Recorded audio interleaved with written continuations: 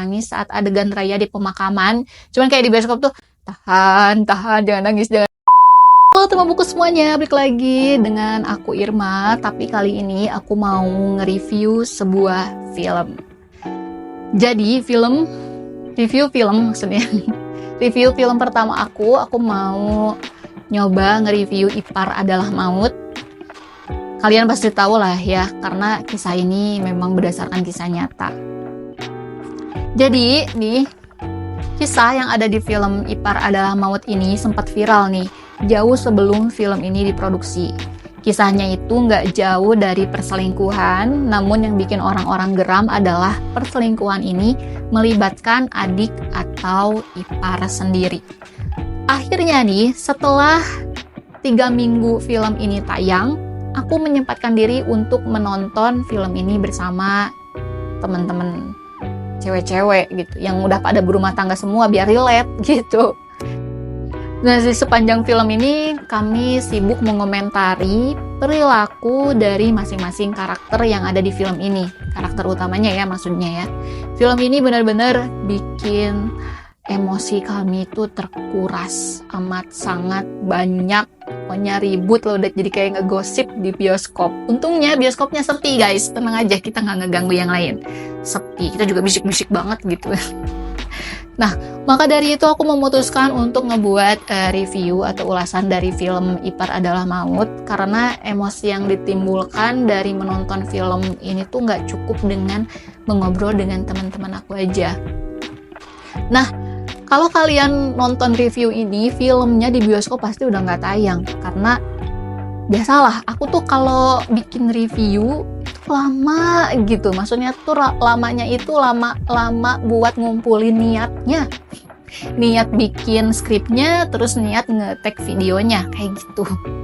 Mohon maaf lah ya. Oke lah, kita langsung aja ke sinopsis film Ipar Adalah Maut. Nisa dan Aris memutuskan menerima tawaran dari Ibunda Nisa untuk mengizinkan Rani yang merupakan adiknya Nisa tinggal bersama mereka.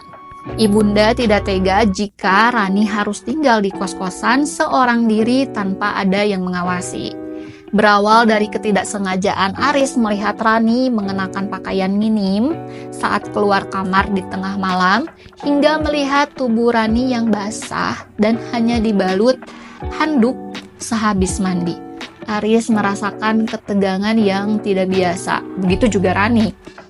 Ketegangan yang hanya dirasakan pria terhadap lawan jenis. Rani yang senang didekati oleh kakak iparnya, Aris, merespon semua perlakuan Aris dan terjadilah hubungan gelap di antara keduanya. Insting Nisa merasakan ada hal yang berbeda nih dengan suaminya, si Aris ini. Nisa berusaha untuk melakukan segala hal untuk meredakan kecurigaannya, mulai dari mengecek ponsel hingga membuntuti suaminya. Sampai pada akhirnya hubungan gelap mereka pun terungkap hanya dari sebuah telepon. Oke, kita masuk ke reviewnya. Review film Ipar Adalah Maut. Tapi aku mau disclaimer dulu ya, karena ini tuh kali pertama aku bener-bener berupaya membuat sebuah review film. Jadi kalau misalkan ada yang kurang atau nggak sengaja spoiler, ya mohon dimaafkan gitu ya. Nah, kalau begitu kita lanjut ke reviewnya.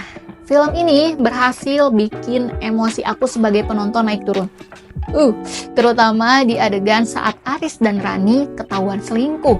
Aduh, kayak apa ya? Kayak pengen ngegetok gitu. Nah, Nisa ini yang frustasi membayangkan bagaimana Aris melakukan hal tidak senonoh dengan Rani di rumah mereka. Dan saat Raya, anak dari Aris dan Nisa, menangis karena harus berpisah dengan ayahnya. Jadi pada saat frustasi aku ikut emosi gitu ya. Pada saat si Nisa frustasi ini, ya aku ikut emosi. Dan pada saat si Raya nangis, ya aku ikut nangis gitu. Dan semua di bioskop juga melakukan hal yang sama, geram, kesel, sedih gitu ya.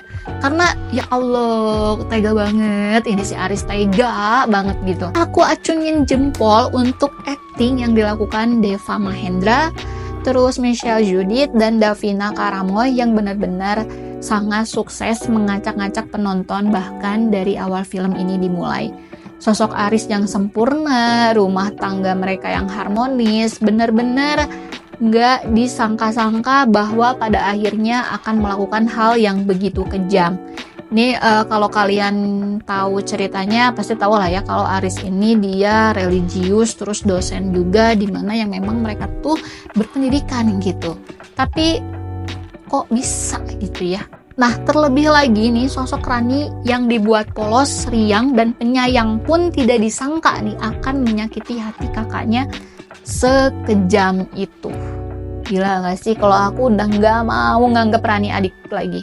Kayak kalau misalnya ditanya, adik lu mana tuh si Rani? Kagak ada, si Rani udah mati. Pasti udah kayak gitu. Meski sebagian penonton mungkin sudah tahu ya kisah ini secara garis besar berdasarkan postingan cerita yang viral di TikTok, tapi visual yang ditampilkan dalam bentuk film berhasil memperjelas cerita aslinya dan menyampaikan emosi yang dirasakan tokoh Nisa saat kejadian itu berlangsung.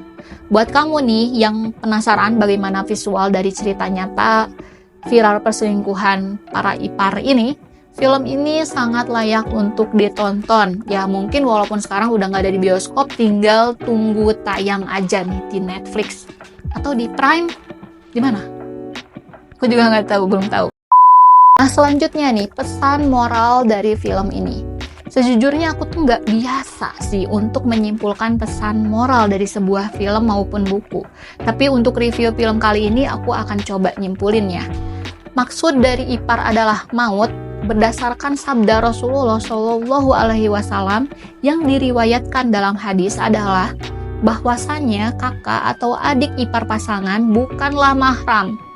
Maka dari itu setiap batasan interaksi terhadap lawan jenis yang bukan mahram haruslah dipatuhi. Jadi jika kamu nih muslim, hal ini harus dipatuhi, tapi bukan berarti kamu harus curiga kepada kakak atau ipar kamu. Kamu hanya harus waspada karena hal ini sudah diriwayatkan sejak zaman Rasulullah SAW. Jadi ibarat kata gini,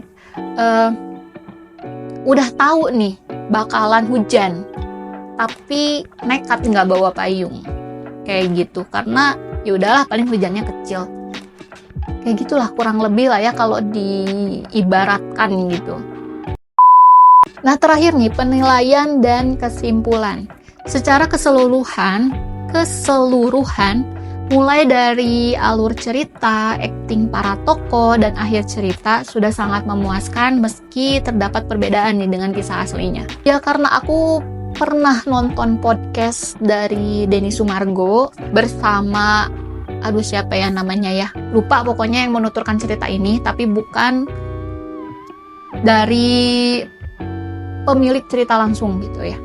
Ya aku ngerasa ya memang ada perbedaan dengan kisah aslinya. Kalau di kisah aslinya si Rani ini tuh dablek banget gitu. Tapi kalau di film kan dia dibuat lemah lembut gitu, masih ada kasihan-kasihannya lah gitu ya sama kakaknya, walaupun pas ngelakuin itu ya dablek juga gitu.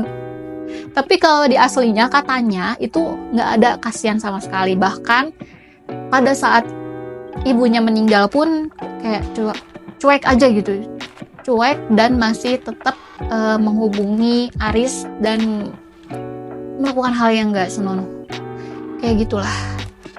Nah untuk film ini aku kasih rate 8 dari 10 bintang karena sejujurnya aku juga hampir menangis saat adegan Raya di pemakaman. Cuman kayak di bioskop tuh tahan, jangan nangis kayak gitu, karena malu kan keluar bioskop merah-merah sembat gitu. Nah jadi segitu dulu aja review film Ipar Adalah Maut ini. Kalau ada yang mau gibah dan misuh terkait cerita di film ini, terutama soal Mas Aris ya, boleh banget untuk mengeluarkan segala unek-uneknya di kolom komentar. Sekian dan terima gaji. Salah. Dan terima kasih. Oke. Jadi sekali lagi thank you banget yang udah nontonin review film perdana kali ini. Ini pure perdana, bukan dari buku ke film, bukan. Thank you banget ya yang udah nontonin. Kalau kalian suka, tolong like-nya, kasih juga di kolom komentar. Jadi biar aku tahu nih kayaknya kedepannya bakalan nge-review film lagi atau enggak. Karena skripnya sebenarnya banyak. Kalau di blog emang aku nge-review film juga. Cuman kalau di YouTube itu masih maju mundur gitu. Oke? Ya jadi thank you banget. Bye-bye.